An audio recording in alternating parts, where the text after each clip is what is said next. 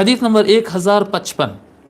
روى أبو حنيفة رضي الله عنه قال سمعت واثلة بن الأسقع رضي الله عنه يقول قال رسول الله صلى الله عليه وآله وسلم لا يظن أحدكم أنه يتقرب إلى الله بأقرب من هذه الركعات يعني الصلوات الخمس. بڑی اہم حدیث ہے یہ۔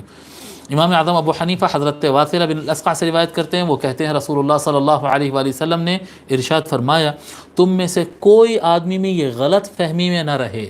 یہ مس انڈرسٹینڈنگ نہ ہو، تم کو کوئی آدمی بھی یہ گمان نہ کرے کہ وہ 5 وقتہ نماز، یہ رکعتیں، یہ 5 وقتہ نماز کے مقابل میں کوئی اور عمل کے ذریعے وہ اللہ تعالیٰ سے زیادہ قریب ہو سکتا ہے۔ نہیں، یہ جو 5 وقتہ نماز ہوتا ہے، یعنی اخلاص کے ساتھ سارے دنیا کو ترک کر کے اللہ تبارک و تعالیٰ کو یاد کرنے اور اللہ کو منانے، خود کو اللہ کے سامنے کھڑا کرنے کے، یعنی من کے ساتھ جو حاضر ہوتے، صرف اٹھک بیٹھک نہیں، وہ ایک عادتاً لوگ کو رہتا ہے، گئے جی نماز بھی پڑھتے رہتا ہے، ایسا پنکھا بھی دیکھتا، انہوں ہل رہے سے بھی دیکھتے اور پتہ نہیں کہاں دماغ رہتا، نہیں،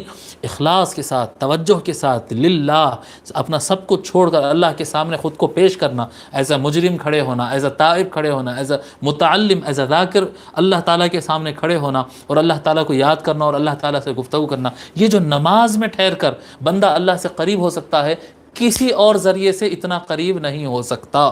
سب سے زیادہ اللہ تعالیٰ کے قریب لے جانے والا چیز جو ہے وہ 5 وقت کی فرض نمازیں ہیں۔ من هذه الرکعات، کوئی آدمی یہ گمان نہ کرے کہ وہ اللہ تعالیٰ سے ان رکعتوں کے مقابل میں کوئی اور کام سے قریب ہو سکتا ہے۔ وہ کون سے رکعتیں؟ یعنی الصلوات الخمس، یعنی 5 وقت کی نمازیں۔